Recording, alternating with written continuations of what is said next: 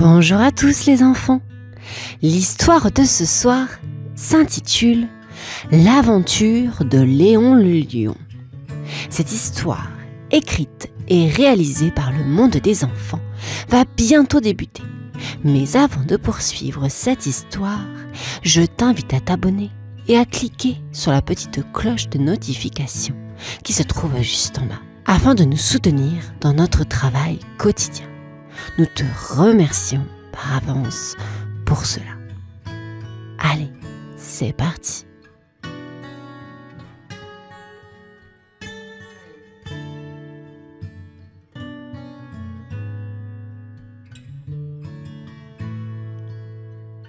Dans la grande savane où le soleil brille fort, vit Léon le lion, pas très grand, mais très courageux.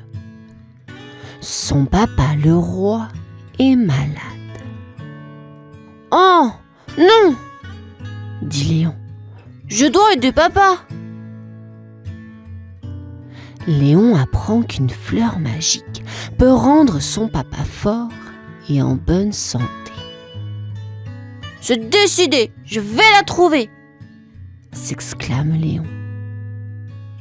Avant de partir, Léon va voir sa maman. « Maman, je vais chercher la fleur magique pour papa !» dit-il fièrement. « Mais Léon, c'est une grande aventure. Es-tu sûr ?» demande sa maman, un peu inquiète, mais fière. « Oui, maman, je suis petit, mais mon cœur est grand !» répond Léon avec un grand sourire. Sa maman lui donne alors un gros câlin. « Sois prudent, mon petit lion courageux. Nous serons tous ici à t'attendre. » Léon se prépare, met son petit sac sur le dos et dit au revoir à tous ses amis. « Au revoir! Je reviens vite avec la fleur magique !» Avec un grand sourire et le cœur plein de courage, Léon commence son aventure dans la grande savane. « Je vais te rendre fier, papa !» dit Léon en marchant sous le soleil brillant, prêt pour sa grande aventure. Léon marche sous le grand soleil de la savane quand il entend quelqu'un chanter. C'est Zoé, la zèbre, qui danse entre les arbres. « Bonjour Zoé, sais-tu où je peux trouver la fleur magique ?» demande Léon. « La fleur magique ? Oh oui, je pense, mais c'est loin. Je peux te montrer le chemin si tu veux, » dit Zoé en souriant. En chemin, il trouve Toto la tortue qui avance lentement. « Où allez-vous si vite ?» demande Toto. « On cherche la fleur magique pour le papa de Léon !» répond Zoé. « Ah, la fleur magique ? Oh là là! Je connais une histoire sur cette fleur, dit Toto. Mais d'abord, vous devez m'aider à porter cette feuille jusqu'à ma maison. » Léon et Zoé aident Toto avec la feuille. C'était un petit détour, mais ils rirent beaucoup. « Merci les amis. Pour trouver la fleur, suivez le chemin qui brille sous la lune, » leur conseilla Toto. « Merci Toto, on va trouver cette fleur !» dit Léon, tout excité. Avec de nouveaux amis et un plan, Léon se sent prêt pour tout. Vers la lune alors! Se mit à crier Léon. Léon et Zoé suivent le chemin qui brille jusqu'à une grande forêt. Waouh! C'est grand! Dit Léon, les yeux grands ouverts.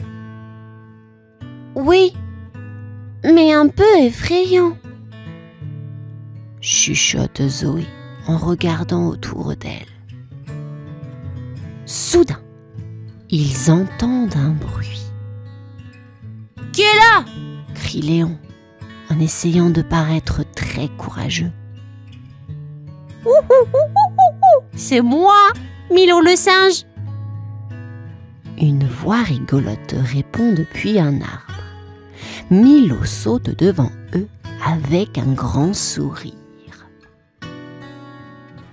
Nous cherchons la fleur magique, explique Léon. Sais-tu où elle est? Peut-être, peut-être pas. Mais je vous aiderai si vous m'aidez d'abord à récupérer mon chapeau. Le vent l'a emporté là-haut, dit Milo, pointant le haut d'un arbre très très haut. Un chapeau? D'accord, dit Léon. Avec l'aide de Zoé, ils forment une petite pyramide. Léon grimpe tout en haut et attrape le chapeau. Merci mes héros, s'exclame Milo en mettant son chapeau. Pour la fleur magique, suivez le chemin des oiseaux. Ils vous guideront. Merci Milo. On y va Zoé? Dit Léon, tout excité.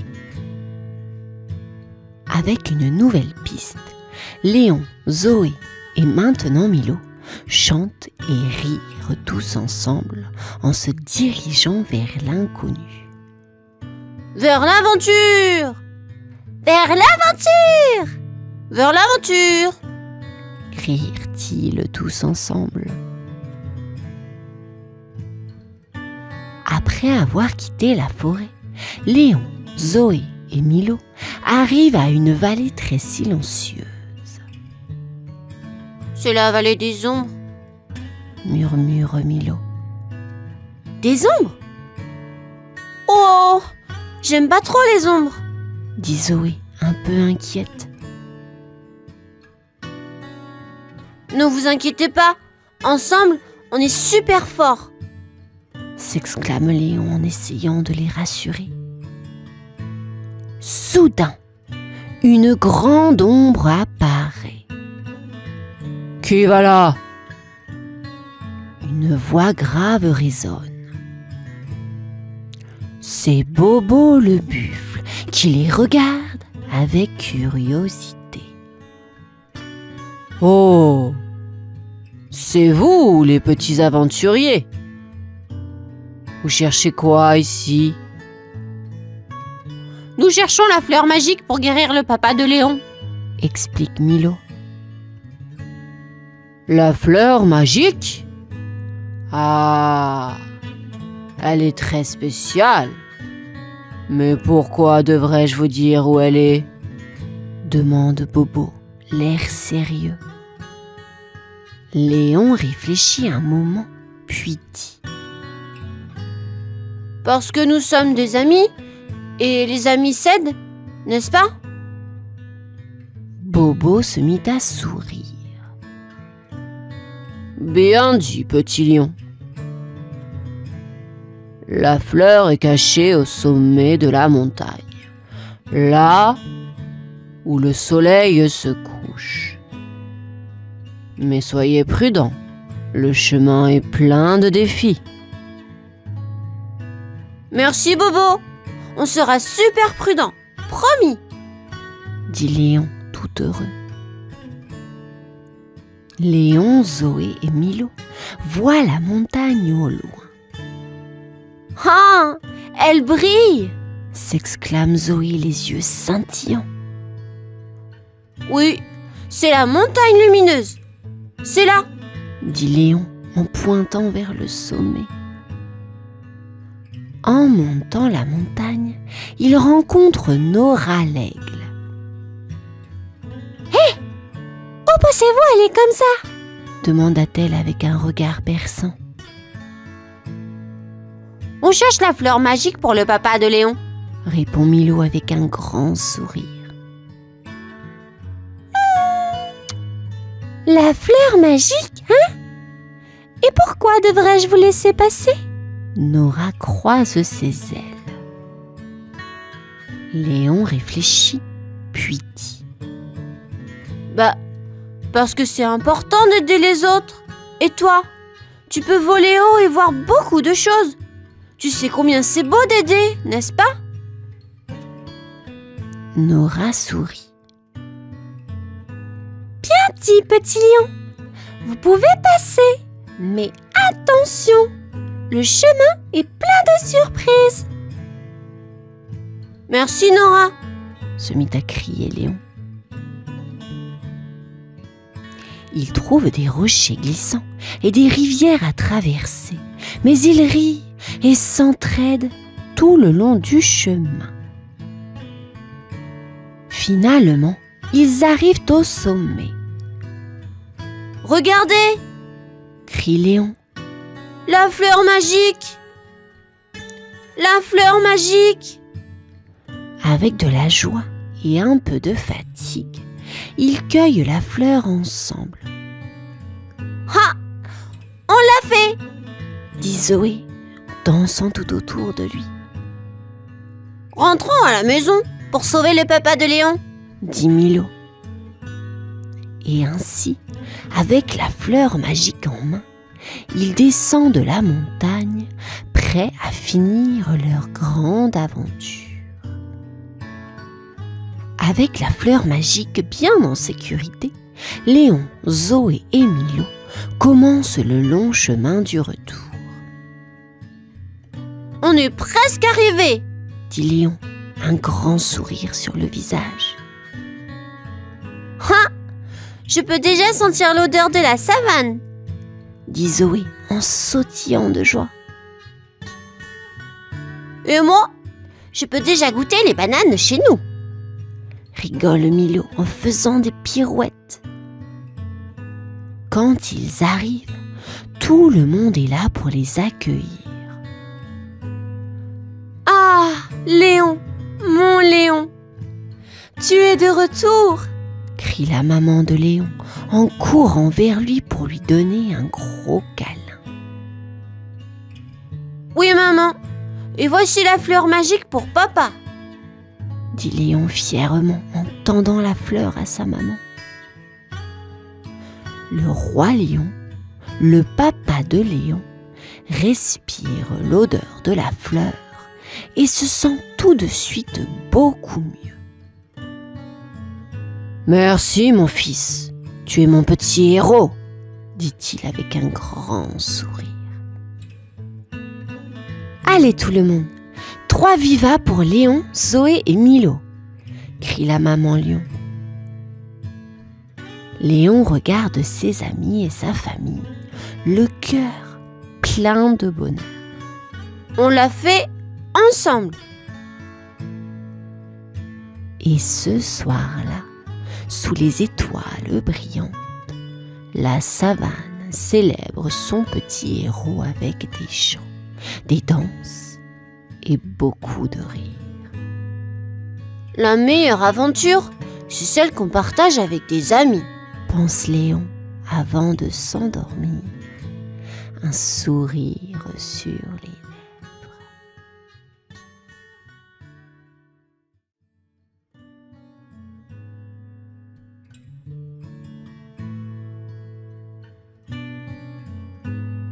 Dans la grande et belle savane vivait Nathan le lion. Nathan n'était pas un lion ordinaire, oh non, c'était le roi de la savane. Avec sa grande crinière dorée et son rugissement qui résonnait loin, très loin, il impressionnait tous les animaux. Mais Nathan avait un secret, un tout petit secret qu'il gardait bien caché. Il avait peur des piqûres. Oh là là, les piqûres, ça pique trop, disait-il souvent. Un jour, en se promenant, il rencontra Orion le léopard.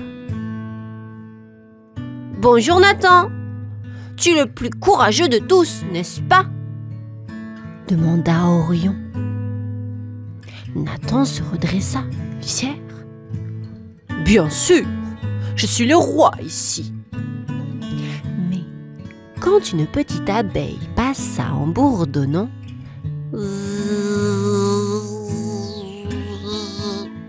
Nathan fit un bond. « Oh, attention, une bête qui pique !» Orion rit doucement. « Mais Nathan, c'est juste une petite abeille. » Nathan rit aussi, mais un peu gêné. « Ah, oh, bien sûr, je le savais. C'était pour tester ta vigilance. » Tous les deux éclatèrent de rire. Même un roi courageux pouvait avoir peur de quelque chose de tout petit. Mais chut, c'est notre petit secret. Un beau matin, alors que Nathan le lion se réveillait, il entendit du bruit près de l'étang. C'était Rémi le rhinocéros qui parlait fort, très fort. « Une épidémie de grippe arrive, on doit tous faire attention !» s'exclamait Rémi. Nathan fronça ses grands sourcils. « Une épi... quoi ?» demanda-t-il tout confus. « Une épidémie, Nathan! C'est quand beaucoup d'animaux tombent malades en même temps !» expliqua Rémi. « Oh là là, ça ne sonne pas très rigolo !» dit Nathan en faisant une drôle de tête. Juste à ce moment, Sophie la girafe arriva en éternuant. « Atchoum ! Oh, pardon les amis !» dit-elle en souriant. Nathan recula d'un pas. « Oh non, Sophie est déjà malade. Que faire ?» s'inquiéta-t-il. « Je sais !» s'exclama Rémi. « Il faut que tout le monde se fasse vacciner pour ne pas tomber malade !» Nathan avala sa salive.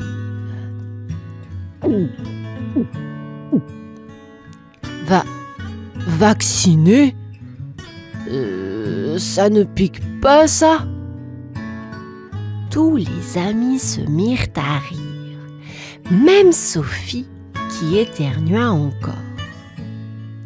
Atchoum ! Oui, mais c'est un petit pic pour un grand bien. Nathan sourit, un peu inquiet, mais prêt à protéger ses amis. D'accord, mais on y va tous ensemble. Ce soir-là, Nathan ne trouvait pas le sommeil. Il pensait très fort à cette chose qui pique, le vaccin. « Pourquoi ai-je peur des piqûres ?» se demanda-t-il tout haut. Soudain, il se souvint d'un jour lointain, quand il était un petit lionceau.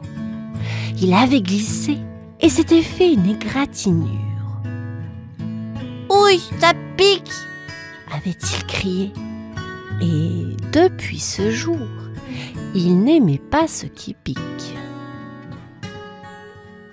Le lendemain, en jouant avec ses amis, Nathan décida de leur parler de sa peur. Les amis, j'ai un secret. J'ai peur des piqûres, avoua-t-il timidement. Moi, j'avais peur la première fois, dit Rémi en souriant. Et moi, je n'aime pas quand ça fait atchoum, rigola Sophie en se couvrant la bouche. Nathan se sentit un peu mieux. Vraiment? Alors, je ne suis pas seul? Tous ensemble, on est plus forts. Oui, c'est vrai. Oui, c'est vrai. Tous ensemble, on est plus forts. S'exclamèrent-ils. Avec un grand sourire, Nathan se dit que, peut-être, avec ses amis à ses côtés, il pourrait affronter n'importe quelle petite piqûre. Le jour suivant, Nathan et ses amis se réunirent sous le grand baobab. C'était le jour de la grande décision. Je pense que je suis prêt à affronter la piqûre, dit Nathan, d'une voix un peu tremblante. Super, Nathan, tu es notre roi courageux, s'exclama Orion le léopard avec un grand sourire. Mais j'ai encore un tout petit peu peur, avoua Nathan. Pas de problème. Sophie la girafe avait une idée brillante. Et si on faisait un jeu? On pourrait s'entraîner à être courageux ensemble. Oui! Oui! Oui! s'écrièrent tous les amis. 1, 2, 3! 1, 2, 3. Courage! Et ils firent semblant d'être super courageux en faisant des poses héroïques. Nathan rit de voir ses amis si drôles et se sentit un peu plus courageux. Avec vous, je pense que je peux même affronter 10 piqûres. Peut-être juste une pour commencer, hein? Rigola Rémi le rhinocéros. Le grand moment était arrivé. Nathan, accompagné de tous ses amis, marchait vers l'endroit où il faisait des piqûres.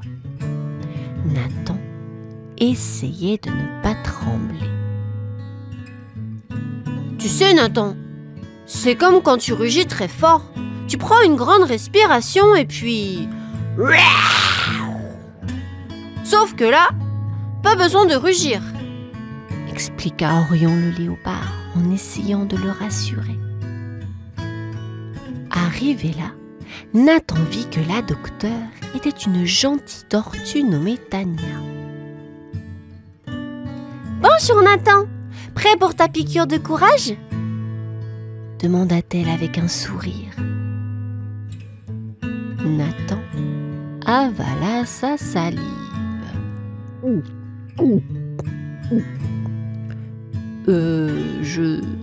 Je crois que oui. Sophie la girafe lui fit un clin d'œil. Imagine que c'est un petit nuage qui te chatouille. Nathan ferma les yeux, prit une grande respiration et pensa à un nuage chatouilleur. Quand il sentit la piqûre, il sursauta un tout petit peu. Oh, c'était ça? Mais ça ne pique presque pas. Tous ses amis applaudirent. Bravo Nathan, tu es le lion le plus courageux de toute la savane. Nathan sourit de toutes ses dents. Merci les amis, je n'aurais jamais pu le faire sans vous. Et tous ensemble, ils firent la danse de la victoire autour de l'arbre à chatouille, fiers et joyeux. Après sa grande aventure, Nathan le lion était plus heureux et fier que jamais. Il avait appris que même un roi peut avoir peur, mais avec l'aide de ses amis, il peut surmonter n'importe quelle peur. Vous savez quoi? j'ai appris quelque chose d'important. dit Nathan en réunissant tous ses amis sous le grand ciel bleu de la savane. Quoi donc? Quoi donc? Hein? Quoi donc? demandèrent ses amis curieux. Que le courage, ça ne veut pas dire qu'on n'a pas peur. Ça veut dire qu'on fait face à notre peur pour ceux qu'on aime. Expliqua Nathan avec un grand sourire. Et que les piqûres, ça ne fait presque pas mal. Ajouta-t-il en riant. Tous les animaux de la savane rirent avec lui. Dès ce jour, Nathan ne fut pas seulement connu comme le roi courageux de la savane, mais aussi comme le lion qui avait appris à affronter ses peurs grâce à l'amour et au soutien de ses amis. Ensemble, ils vécurent tous heureux, en bonne santé, partageant beaucoup d'aventures et de rires sous le soleil chaud de la belle savane.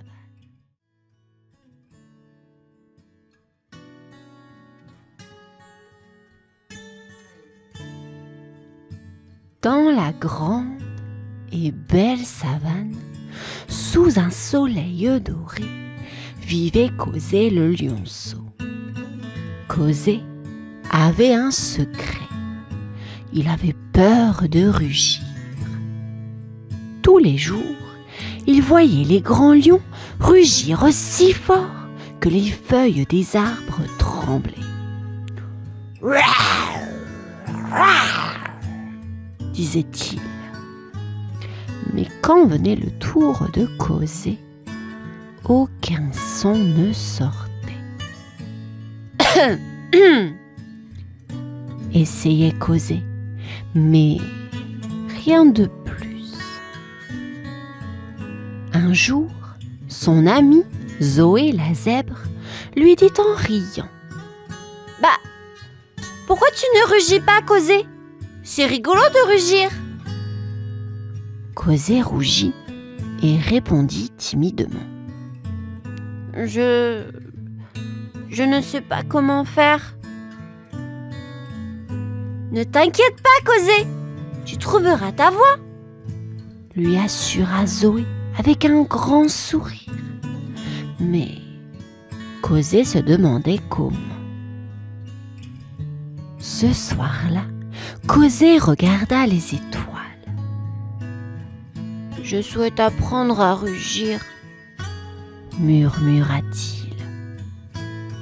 Alors, une petite étoile sembla briller un peu plus fort, comme pour lui répondre. Le lendemain, Cosé le lionceau décida d'essayer de rugir quand personne ne regardait. Il alla derrière un grand arbre, prit une grande inspiration et un tout petit son sortit. « Oh non !» soupira Cosé. « C'est encore plus silencieux que le bruit d'une chenille qui marche. » Soudain, Gigi la girafe, qui mangeait des feuilles tout près, entendit le soupir de Cosé. « Tu joues à faire le plus petit bruit, Cosé ?» demanda-t-elle en se penchant vers lui avec un sourire. Cosé, un peu gêné, répondit: Non, en fait, j'essayais de rugir, mais je ne fais que des petits bruits. » Gigi se mit à rire doucement et dit: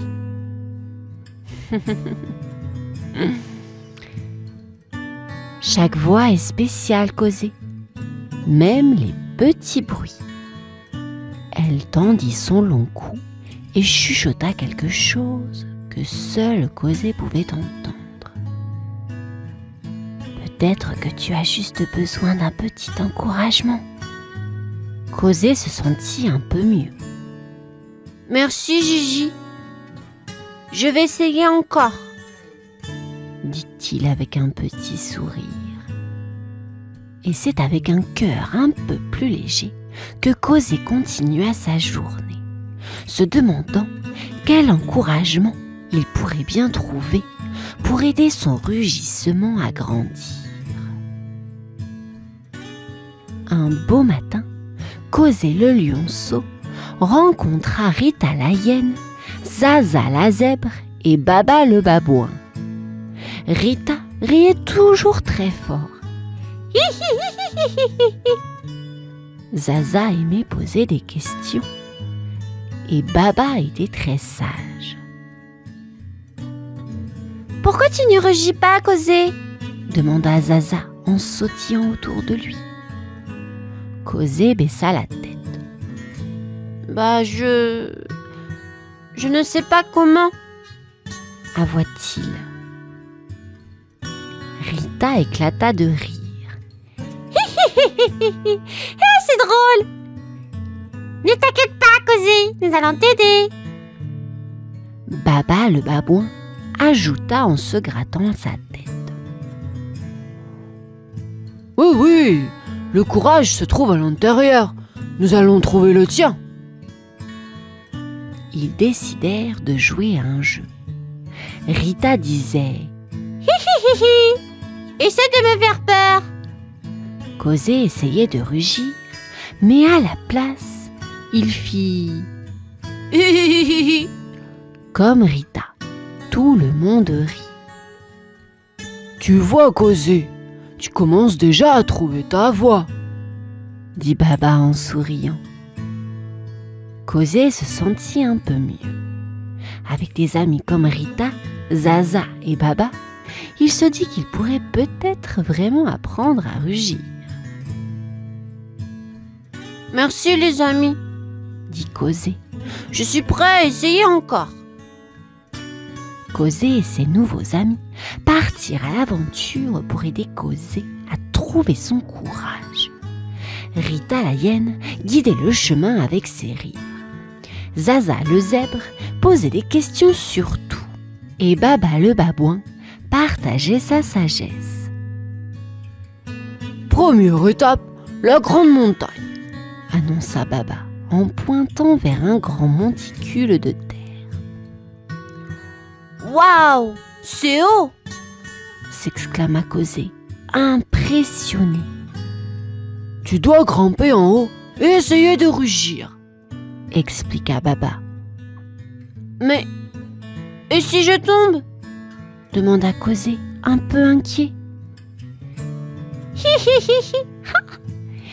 Je te rattraperai, rit Rita. Et moi, je te poserai des questions tout le long pour te distraire, ajouta Zaza avec un clin d'œil. Cosé grimpa, un peu hésitant au début, mais encouragé par ses amis. Il arriva en haut, prit une grande inspiration et...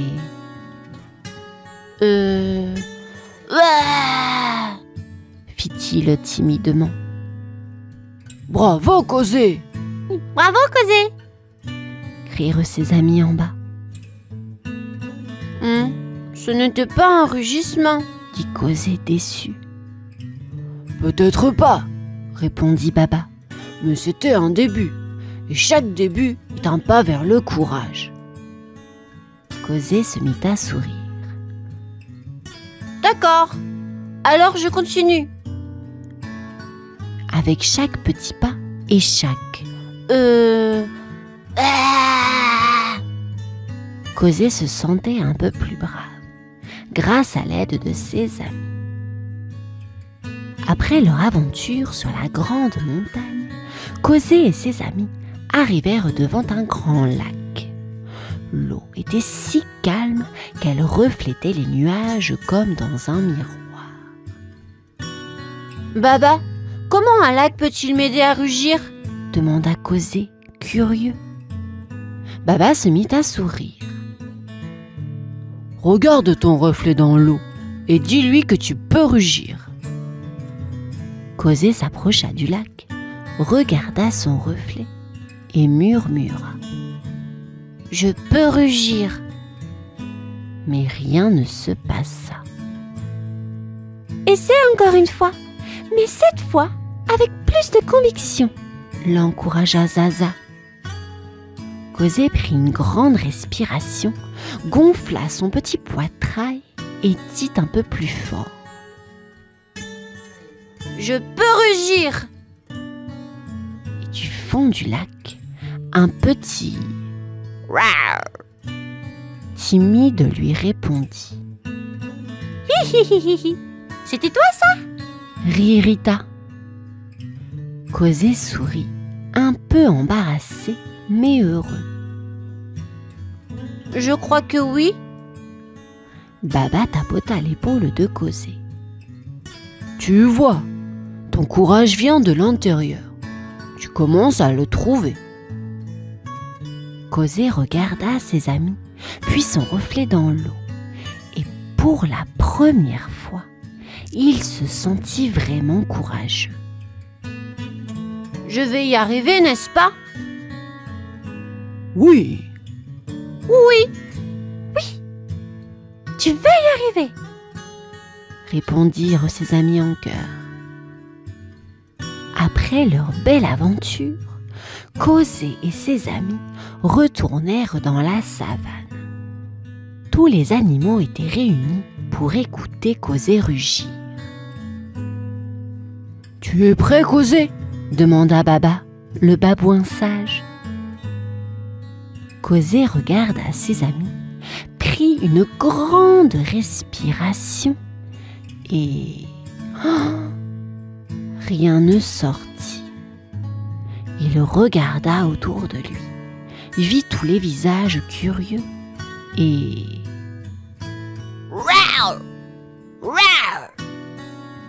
un petit rugissement, mais clair et joyeux, s'échappa de sa gorge.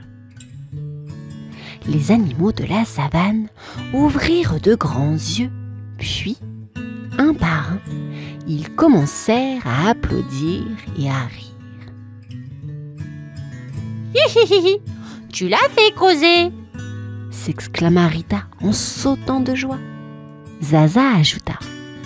C'était le plus beau rugissement que j'ai jamais vu. Cosé sourit, son cœur battant fort de fierté. Oh là là! J'ai rugi! J'ai vraiment rugi! S'exclama-t-il. Baba leva les yeux vers le ciel et dit. Le courage vient toujours de l'intérieur. Et tu l'as trouvé, Cosé. Cosé rugit encore, plus fort cette fois-ci. Son rugissement rempli de courage et de bonheur.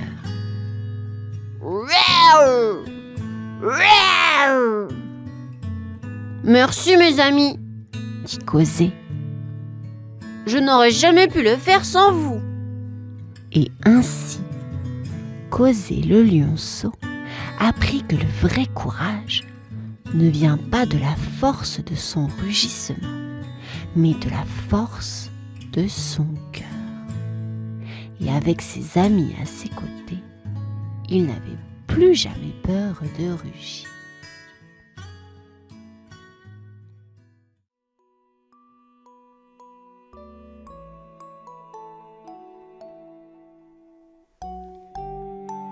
Sur une colline de Chine pousse une belle forêt de pins, de saules tendres et de bambous. Sous ce toit de verdure, entre les tigres et les racines, serpente un très joli chemin. C'est ici, ce matin, qu'un vieux tigre s'en va chasser. Mais voilà, dans la même forêt de Chine, au pied des pins, des saules et des bambous, sur la mousse bien douce de la même colline, vit un petit renard tout roux. Et ce matin, il sort pressé de son terrier.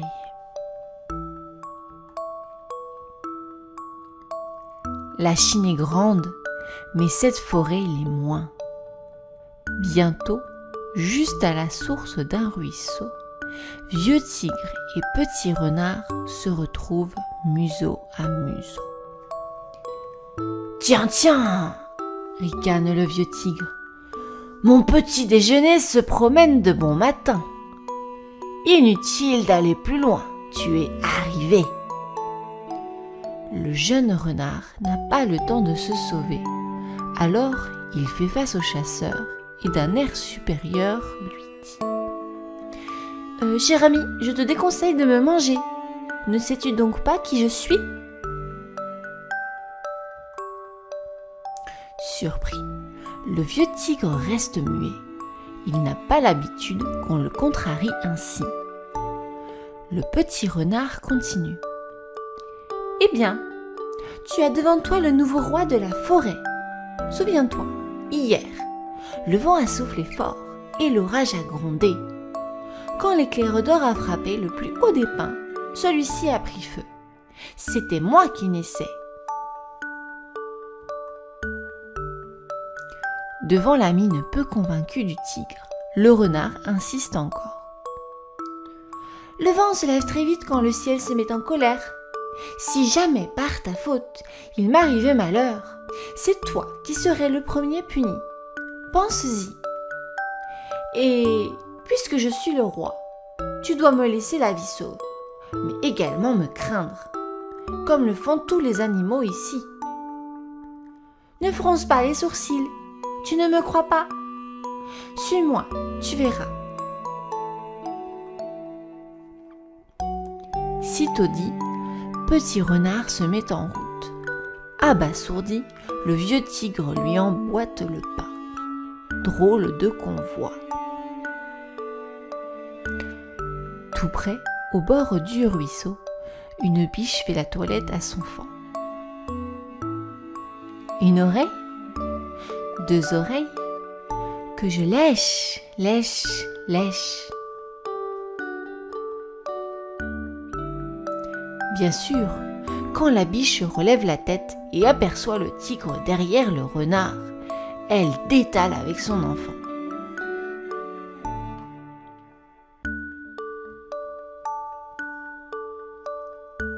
À quelques pas dans les bambous, 3 bébés pandas se régalent.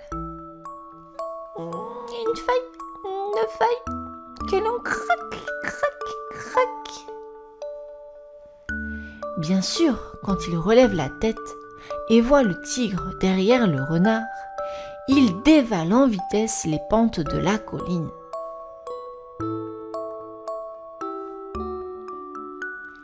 Plus loin, sur la mousse du chemin, 4 petits singes s'amusent.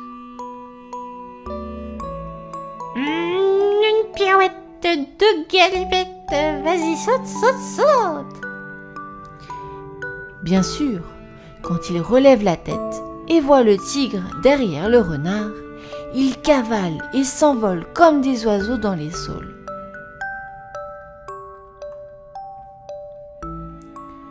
Tu vois, dit le petit renard, je ne t'ai pas menti, je suis le roi et ils ont tous très peur de moi. À toi maintenant d'en faire autant. Va-t'en. Alors le fauve gentiment s'incline et sourit de toutes ses dents.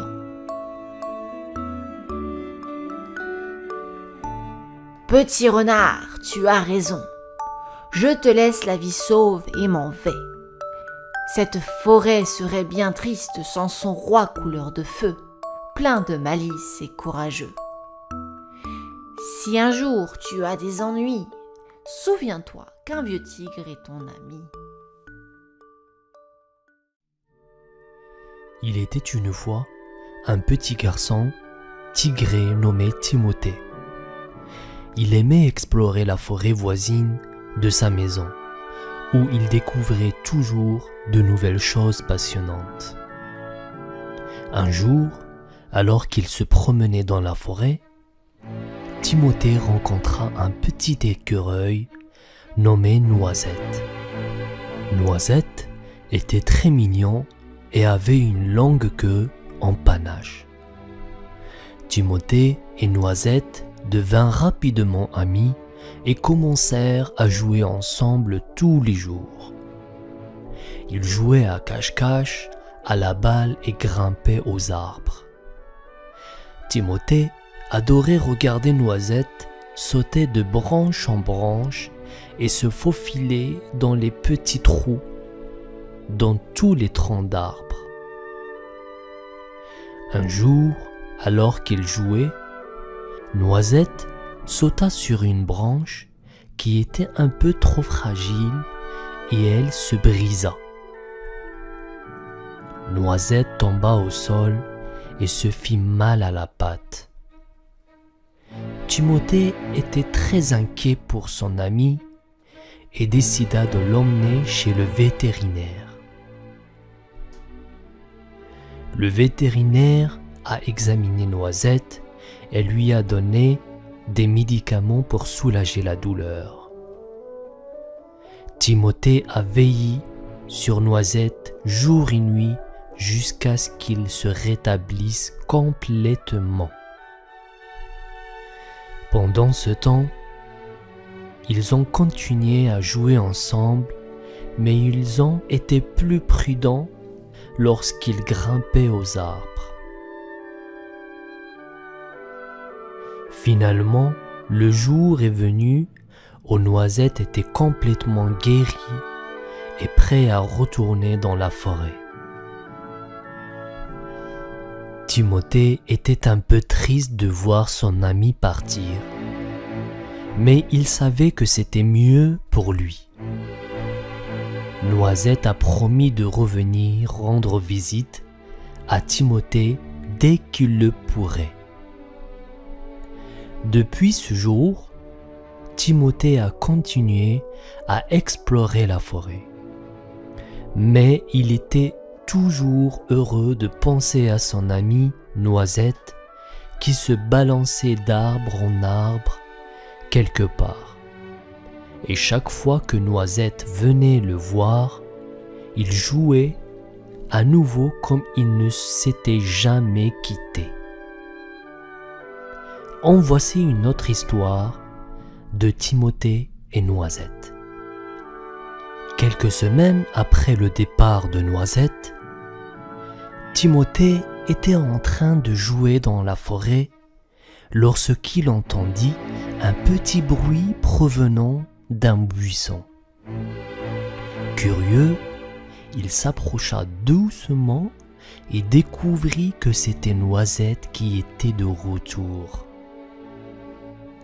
Noisette avait l'air un peu triste et Timothée demanda immédiatement ce qui se passait.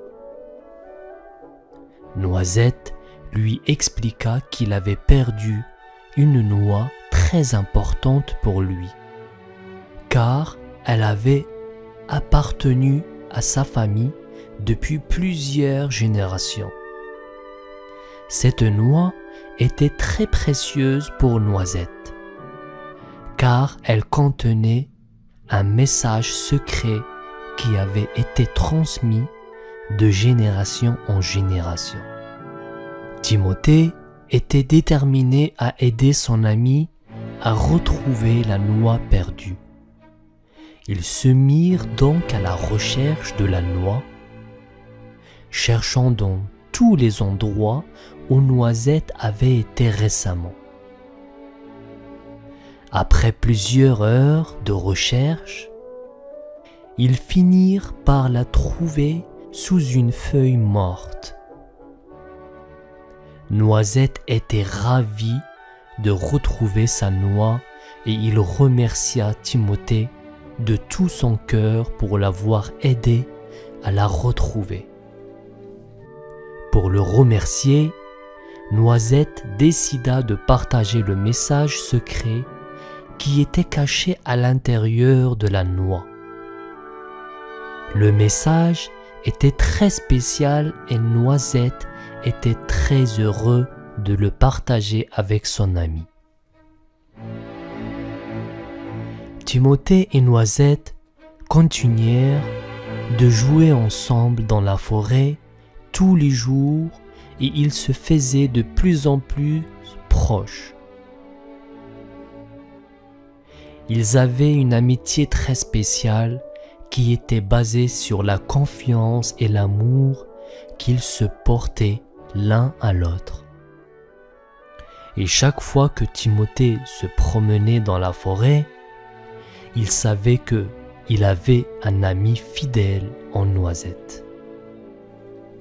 Un jour, alors que Timothée et Noisette jouaient dans la forêt, ils entendirent un bruit étrange qui venait de l'autre côté de la colline. Curieux, ils décidèrent de s'approcher pour voir ce qui se passait. Lorsqu'ils arrivèrent en haut de la colline, ils furent choqués de découvrir que des arbres étaient en train d'être abattus et que leur foyer, la forêt, était en train d'être détruite. Timothée et Noisette étaient tristes et bouleversés. Ils savaient que de nombreux animaux perdraient leur maison si la forêt était détruite. Ils décidèrent alors de faire quelque chose pour aider. Ils commencèrent par parler à tous les animaux de la forêt et les encourager à se rassembler pour trouver une solution. Ensemble, ils élaborent un plan pour arrêter les abatteurs d'arbres et sauver leur foyer. Ils organisèrent une manifestation pacifique et invitèrent tous les animaux de la forêt à y participer. Ils décidèrent également à contacter les médias pour qu'ils viennent couvrir l'événement et diffuser leur message au plus grand nombre. Le jour de la manifestation, des centaines d'animaux de la forêt se rassemblèrent pour faire entendre leur voix. Ils brandissaient des pancartes et criaient des slogans pour faire comprendre aux humains que la forêt était leur maison et qu'elle ne devait pas être détruite. Le message des animaux de la forêt fut entendu et leur protestation fut diffusée à travers le monde. Grâce à leur action, les abatteurs d'arbres furent arrêtés et la forêt fut sauvée. Timothée et Noisette étaient fiers de ce qu'ils avaient accompli. Ils avaient prouvé que même les plus petits pouvaient avoir un impact positif sur le monde et que lorsque l'on travaille ensemble, on peut accomplir de grandes choses. Désormais, la forêt était en sécurité et tous les animaux pouvaient continuer de vivre en paix. Timothée et Noisette avaient non seulement sauvé le foyer, mais ils avaient également appris une leçon importante. Il est possible de changer le monde même si on est petit.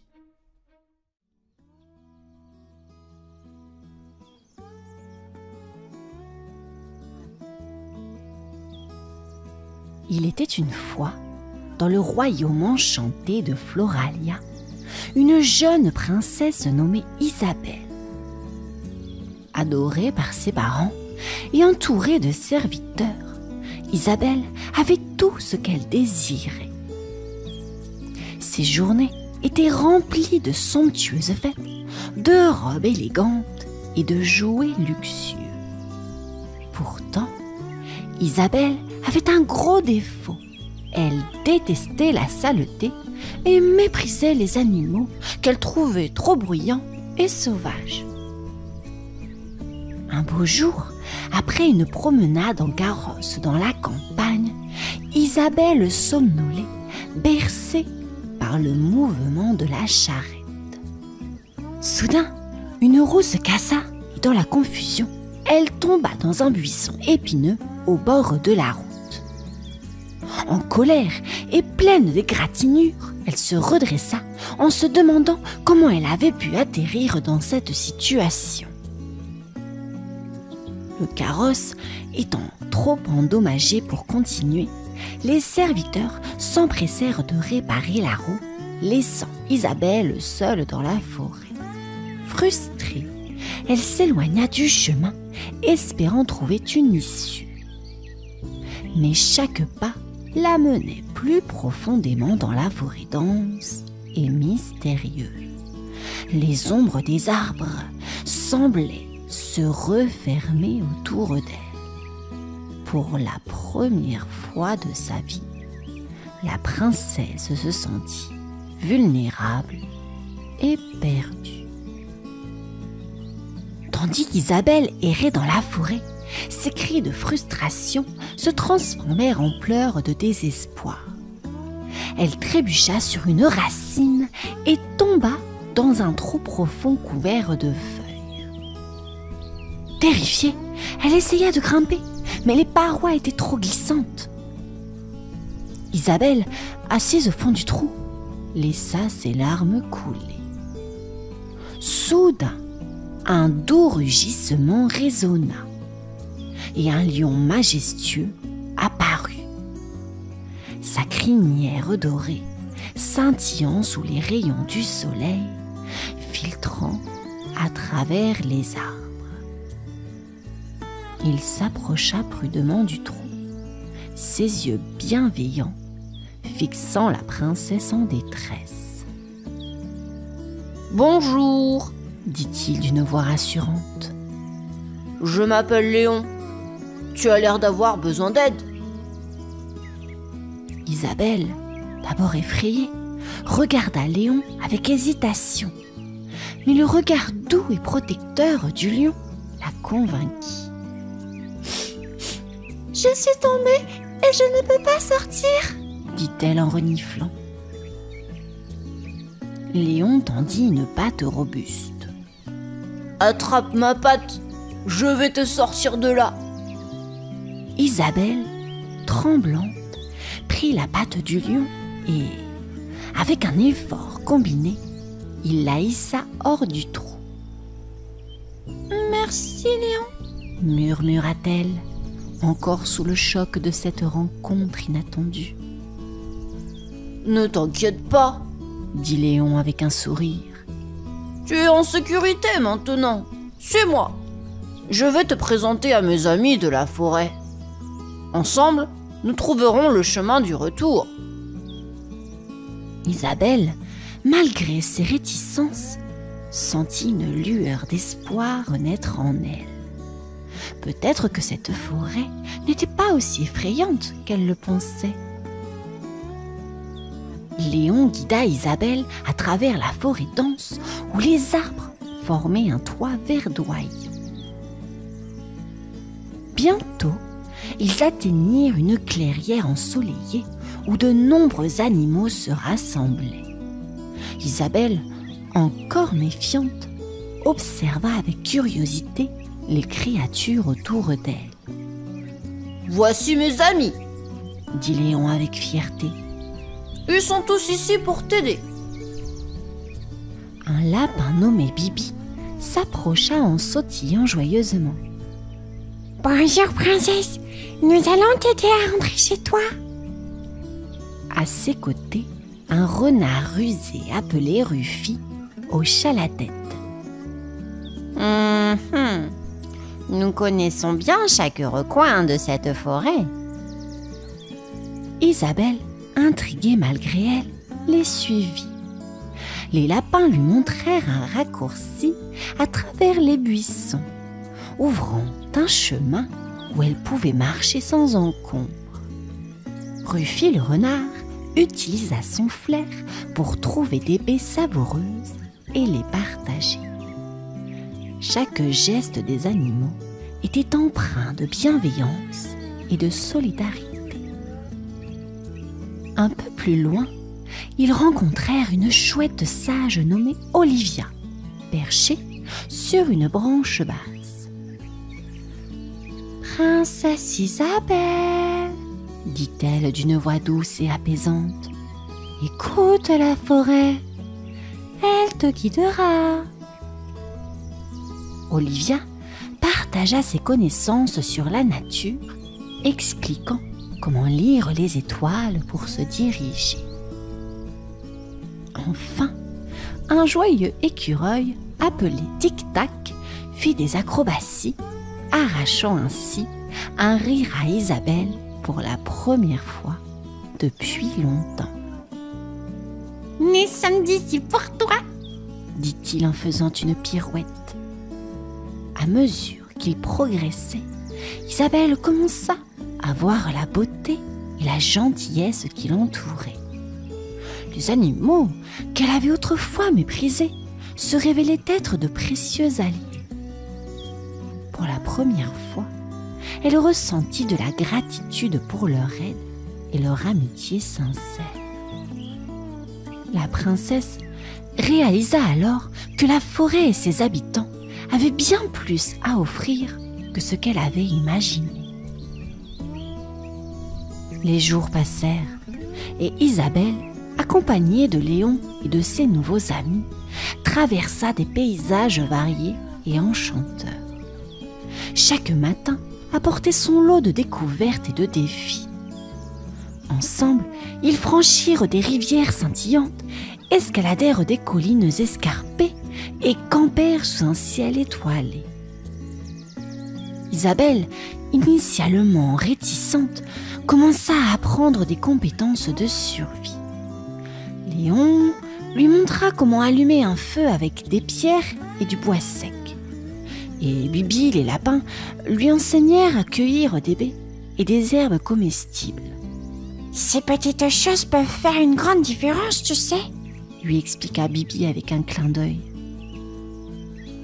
Un soir, alors qu'ils étaient assis autour d'un feu de camp, Isabelle écouta Olivia la chouette raconter des légendes anciennes sur la forêt. Chaque histoire était remplie de sagesse et d'émerveillement, renforçant le lien entre la princesse et ses compagnons. « Regarde les étoiles !» dit Olivia, pointant vers le ciel. « Elles peuvent indiquer le chemin, même dans la nuit la plus sombre. » Isabelle leva les yeux, fascinée par la beauté et la simplicité de cette vérité. L'écureuil Tic-Tac apporta une touche de légèreté à chaque journée. Il organisait des courses d'agilité, sautant de branche en branche, et ses pitreries arrachaient des éclats de rire à Isabelle.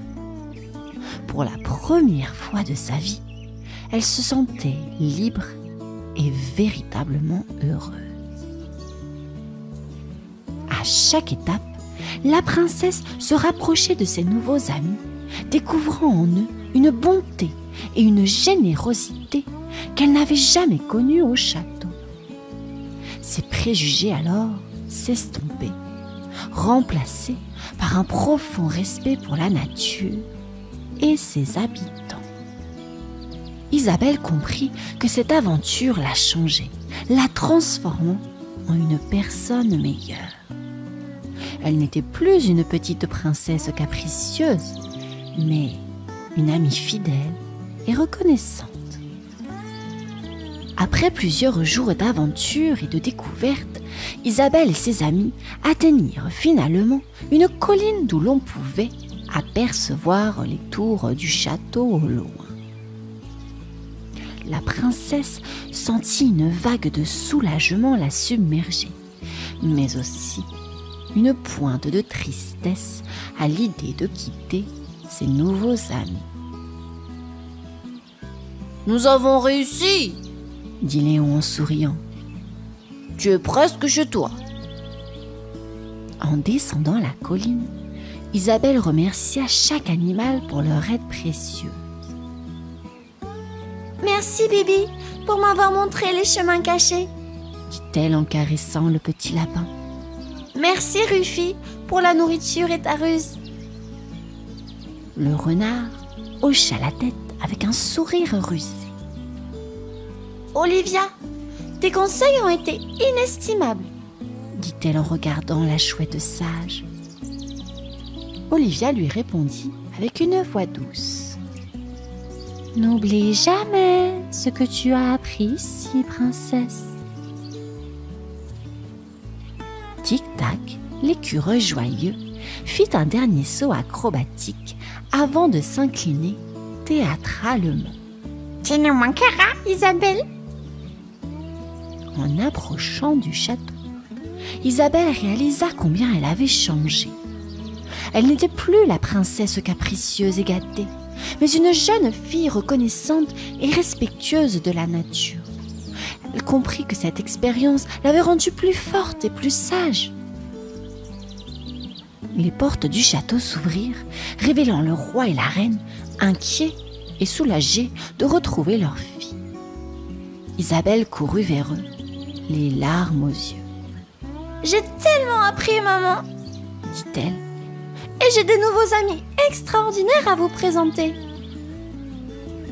Elle se retourna pour montrer ses compagnons, mais ceux-ci s'étaient éclipsés discrètement, laissant Isabelle avec une nouvelle compréhension et une mission.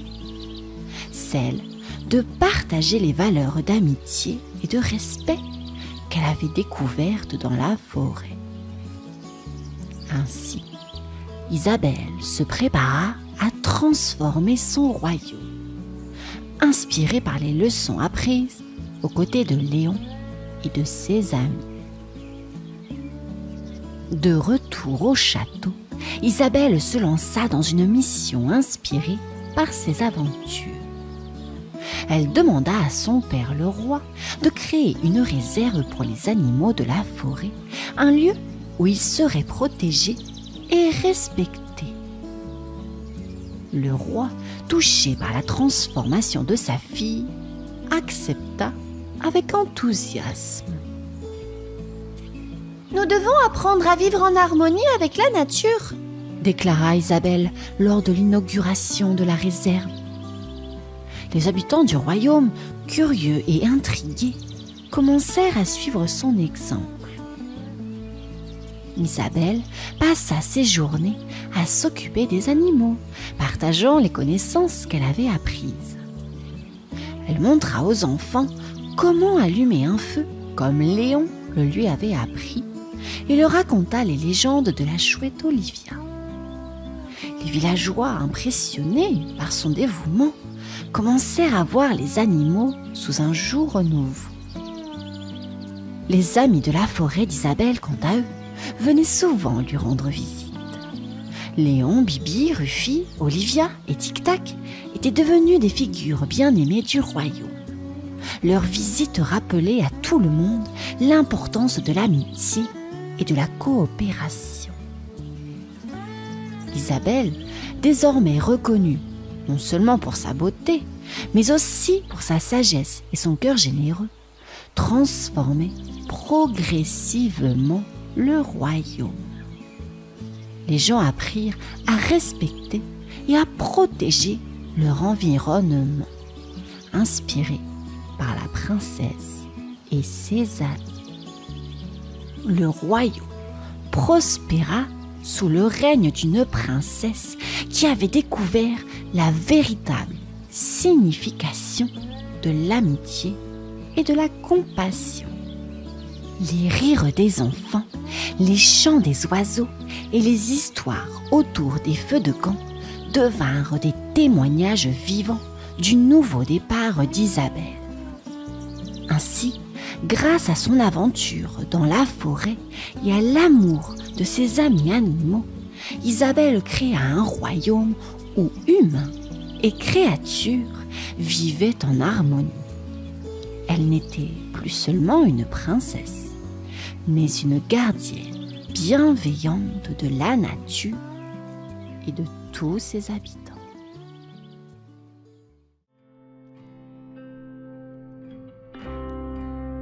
Un jour, Dylan le petit lion se réveilla avec un grand sourire. Je me sens si joyeux aujourd'hui, dit-il. Son cœur brillait comme une étoile jaune dans le ciel. En sautillant dehors, il rencontra Mimi la souris. « Pourquoi es-tu si heureux, Dylan ?» demanda Mimi. Dylan répondit en riant. « Je ne sais pas, Mimi. Mon cœur est juste plein de rire et de soleil. » Ils jouèrent ensemble sous le ciel bleu, Dylan tournant en rond si vite qu'il pensa qu'il pourrait voler. « Regarde, Mimi, je suis un avion !» cria-t-il. Mimi gloussa. Dylan, tu es le lion le plus drôle que je connaisse. Et avec chaque rire, le cœur de Dylan brillait encore plus. Ce jour-là, ils partagèrent beaucoup de joie et de rire. Et le cœur de Dylan était le plus heureux de tous. Ce matin-là, Zoé, la petite zèbre, se sentait incroyablement courageuse. Aujourd'hui, je vais grimper à la plus haute colline, annonça-t-elle fièrement. En chemin, elle rencontra Gigi l'oiseau. Et tu n'as pas peur, Zoé? Gazouilla Gigi. Zoé sourit. Non, Gigi, quand on est courageux, on ne laisse pas la peur nous arrêter. Alors Zoé commença à grimper. Elle glissa un peu, mais se releva rapidement. Oupsie daisy, rit-elle.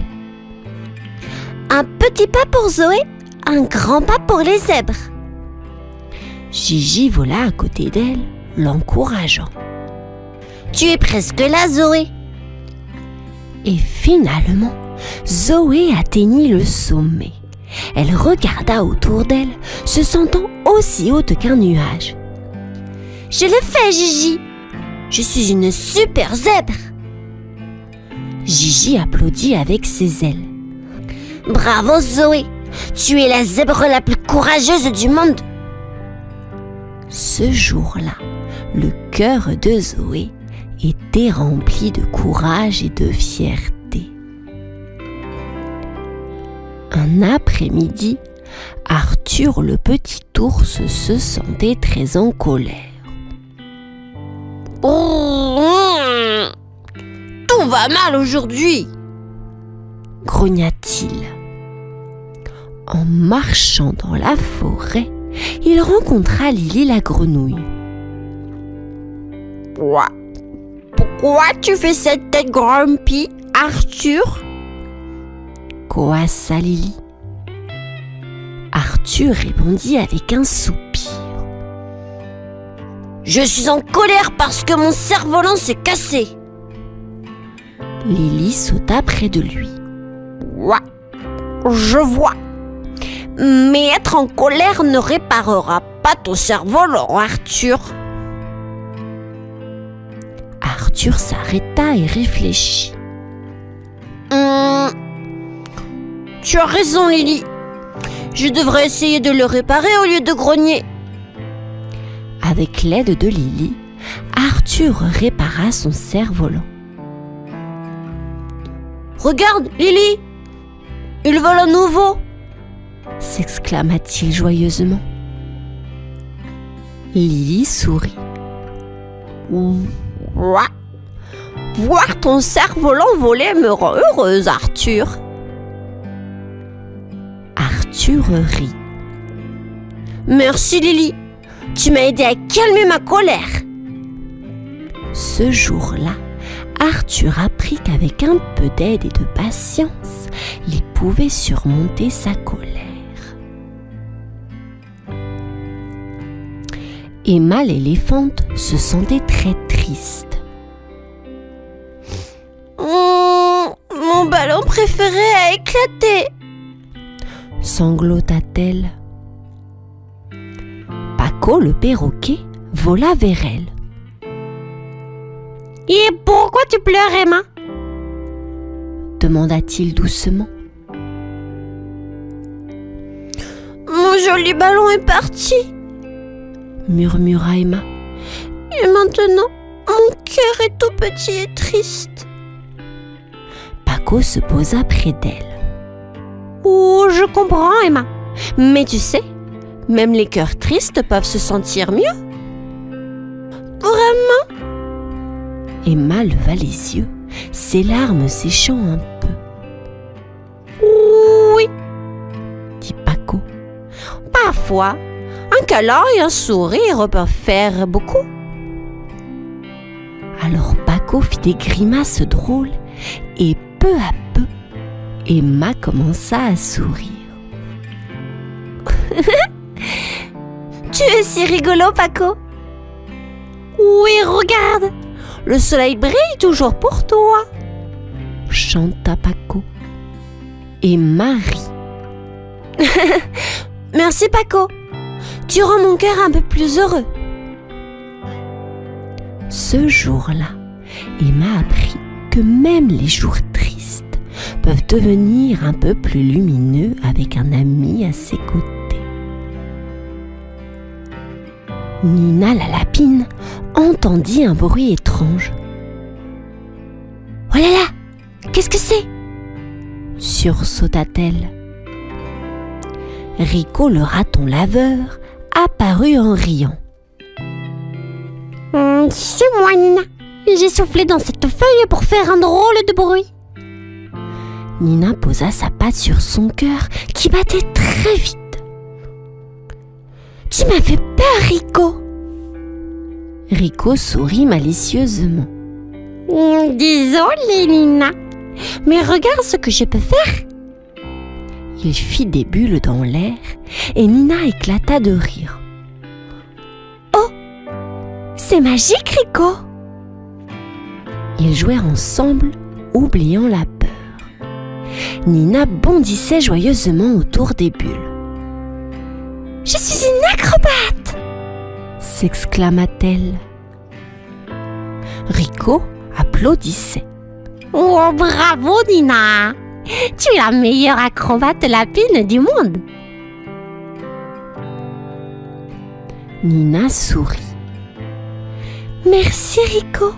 Tu as transformé ma peur en rire. » Ce jour-là, Nina et Rico apprirent que le rire et le jeu peuvent rendre les cœurs effrayés à nouveau heureux.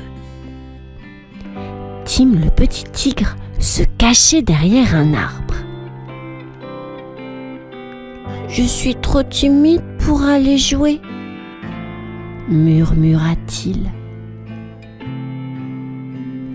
Sarah le singe se balança près de lui. « Pourquoi te caches-tu, Tim ?» demanda-t-elle. « Je suis un peu peureux et les autres pourraient rire de moi, » chuchota Tim. Sarah sourit. Tu sais, Tim, parfois je suis timide aussi. Mais il est aussi amusant de jouer avec des amis. Tim réfléchit, puis prit une grande inspiration.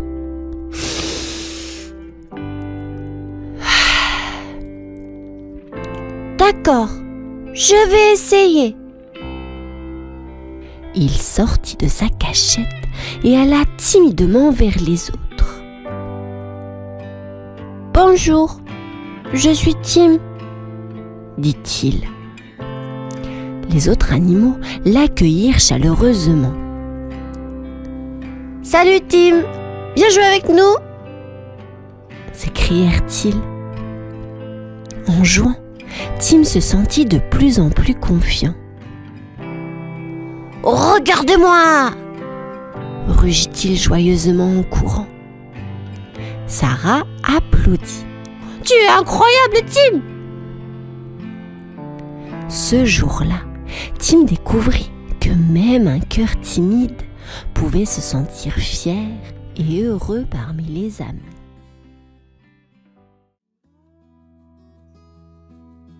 C'était un matin ensoleillé et Thomas, le petit tigre, bondissait d'excitation.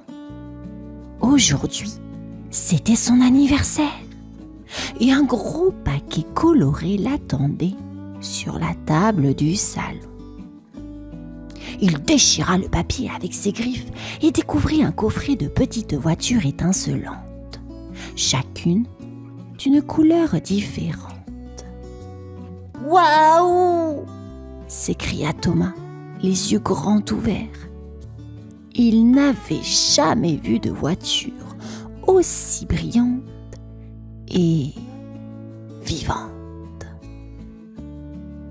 En les sortant du coffret, une voiture rouge se mit à vrombrir toute seule. Thomas recula, surpris. « Hein? C'est quoi ça ?» La petite voiture fit une pirouette et fonça à toute vitesse sous le canapé. Intrigué, Thomas plongea pour l'attraper, mais elle se glissa encore plus loin. Pendant qu'il s'étirait pour l'atteindre, une autre voiture, bleue cette fois, démarra toute seule et grimpa le long de son bras. Les voitures semblaient avoir leur propre esprit. Thomas les observait, bouche bée. « Mais c'est quoi ce truc ?» demanda-t-il à voix haute. Soudain, la voiture rouge parla. « Tu veux vraiment découvrir mon secret ? Il te faudra bien plus que de la vitesse. Prépare-toi à une aventure inoubliable, petit tigre. » Thomas n'en croyait pas ses oreilles. Une voiture qui parle, qui lui réservait cette journée incroyable. Oh ! Thomas n'avait pas le temps de comprendre ce qui se passait qu'on frappa à la porte. C'était Hugo, son meilleur ami hérisson, qui arrivait avec son éternel sourire timide. « Salut Thomas, tu veux qu'on joue ensemble ?» demanda Hugo en voyant les voitures brillantes éparpillées sur le sol. Hugo, fasciné, se précipita pour attraper une voiture verte, mais Thomas s'interposa rapidement. « Non, c'est ma voiture !» Hugo s'arrêta, surpris et un peu triste. Il baissa les yeux, ses petites pattes hésitant à toucher quoi que ce soit. Soudain, la voiture rouge, toujours cachée sous le canapé, se mit à ronronner doucement. « Thomas, tu te souviens de mon secret ? Si tu veux découvrir la magie, tu devras jouer avec ton ami. » Thomas fronça les sourcils. « Pourquoi je devrais partager ? C'est mon cadeau !» Mais la voiture rouge répondit malicieusement. « Parce que les meilleures aventures ne se vivent jamais seules. » Hugo regarda Thomas avec un sourire d'espoir. Après un moment d'hésitation, Thomas poussa la voiture verte vers Hugo. « Allez, on fait une course ?» demanda Thomas. Les yeux d'Hugo s'illuminèrent.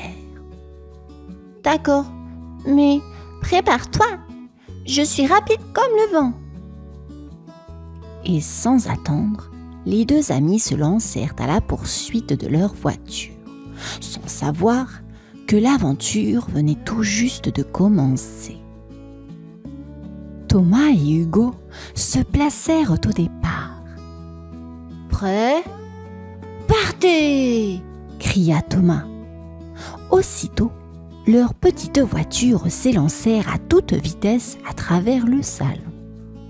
La voiture bleue de Thomas dérapa avec élégance, tandis que la verte de Hugo zigzaguait avec agilité. Mais la voiture rouge, toujours en tête, semblait savoir exactement où elle allait, et elle ne leur facilitait pas la tâche. Elle bondit sur la table basse, fonça à travers les coussins et fit un saut spectaculaire par-dessus le canapé. Thomas et Hugo, le souffle coupé, la la suivirent en courant. Mais les voitures avaient décidé que rester au sol était trop ennuyeux. La bleue monta sur le mur comme une araignée, et la verte passa sous la table à une vitesse folle. Et la rouge, elle disparut à l'intérieur du placard. « Elle est où ?» s'écria Thomas en ouvrant précipitamment la porte. Mais à peine l'avait-il fait que les voitures jaillirent du placard, traversèrent la cuisine en trombe et plongèrent directement dans une flaque de jus d'orange renversé. Les voitures tournoyaient dans le jus collant, formant une véritable piste de patinage. Thomas et Hugo se tordaient de rire.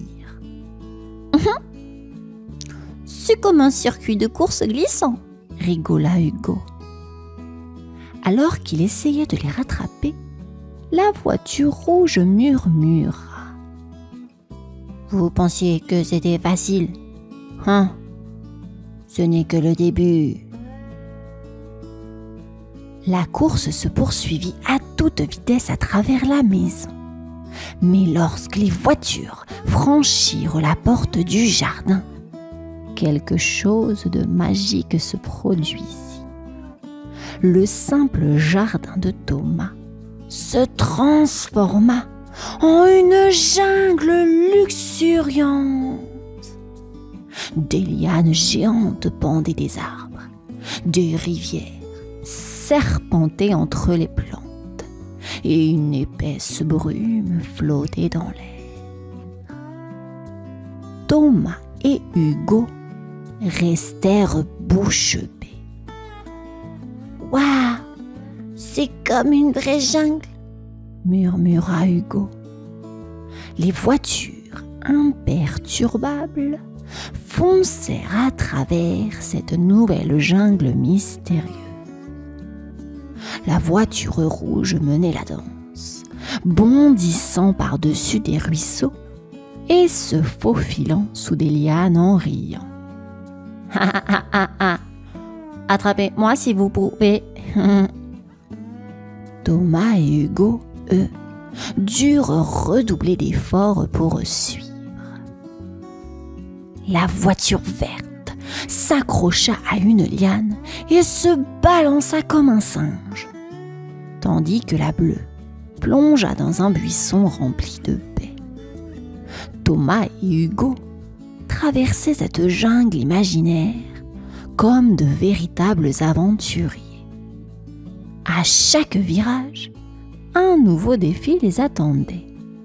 Des rochers à escalader, des ponts de bois branlants à traverser, et même un perroquet géant qui essayait de leur voler leur voiture.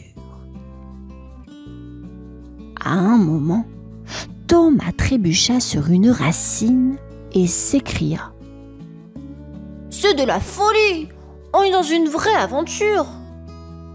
Mais au fond de lui, il savait que la plus grande aventure, c'était cette incroyable course avec son meilleur ami. Alors que Thomas et Hugo poursuivaient leur voiture dans la jungle enchantée, des rires espiègles résonnèrent autour d'eux. Avant qu'ils ne puissent réagir, des singes farceurs descendirent des arbres en riant, attrapant les petites voitures avec leurs longues queues. La voiture rouge fut la première à être capturée, suivie de près par la bleue et la verte. « Hé, rendez-le-nous !» s'écria Thomas en sautant pour attraper sa voiture. Mais les singes étaient bien trop rapides. Ils jouaient avec les voitures comme si c'était des bananes, les lançant de branche en branche, toujours hors de portée. Hugo, plus calme, observa la scène et dit : « On doit penser comme eux. Si on se met en colère, ça ne marchera pas. » Thomas hocha la tête et se mit à réfléchir. « J'ai une idée !» Et si on jouait à leur jeu? Les deux amis commencèrent alors à imiter les singes, se balançant d'une liane à l'autre, grimpant aux arbres et même lançant des noix de coco imaginaires comme les singes. Pris au jeu, les singes éclatèrent de rire et finirent par relâcher les voitures, amusés par les pitreries des deux amis. Les voitures tombèrent délicatement au sol. Thomas et Hugo, essoufflés mais victorieux, ramassèrent leur voiture en souriant. Mais avant de repartir, l'un des singes leur fit un clin d'œil malicieux, comme pour dire « On se reverra bientôt, petit aventurier. » Avec leur voiture enfin récupérée, Thomas et Hugo reprirent leur course effrénée à travers la jungle. Mais cette fois, quelque chose avait changé. La jungle elle-même semblait les encourager. Les arbres bougeaient doucement pour les laisser passer, et les rivières se calmaient juste assez pour leur permettre de traverser. Alors qu'ils atteignaient la fin de la jungle, les voitures ralentirent d'elles-mêmes, s'arrêtant juste devant un grand arbre ancien dont l'écorce était marquée de symboles mystérieux. La voiture rouge, celle qui parlait, s'illumina doucement et s'adressa à eux. « Vous avez relevé tous les défis, petit aventurier. Maintenant, il est temps de découvrir mon vrai secret. » Thomas et Hugo se regardèrent avec des yeux ronds. « Un autre secret ?» demanda Hugo. « Oui, » répondit la voiture rouge. « Le plus grand secret, c'est que vous n'avez pas besoin de magie pour vivre des aventures incroyables. Vous avez déjà tout ce qu'il faut, votre imagination, votre courage et surtout votre amitié. » Les symboles sur l'arbre brillèrent un instant et la jungle commença à disparaître, laissant place au jardin ordinaire de Thomas. Tout était redevenu à la normale, ou presque. La voiture rouge leur fit un dernier clin d'œil avant de s'éteindre, ne laissant derrière elle qu'un léger vrombissement, comme un souvenir de l'aventure incroyable qu'ils venaient de vivre. Thomas regarda Hugo et dit en souriant : « Je crois qu'on n'a pas besoin de voiture magique pour s'amuser. On a tout ce qu'il faut ici. » Hugo acquiesça et les deux amis rentrèrent, prêts pour la prochaine aventure. Où qu'elle les mène. Fin de l'histoire, les enfants. J'espère qu'elle vous aura plu. À bientôt. Bonne nuit.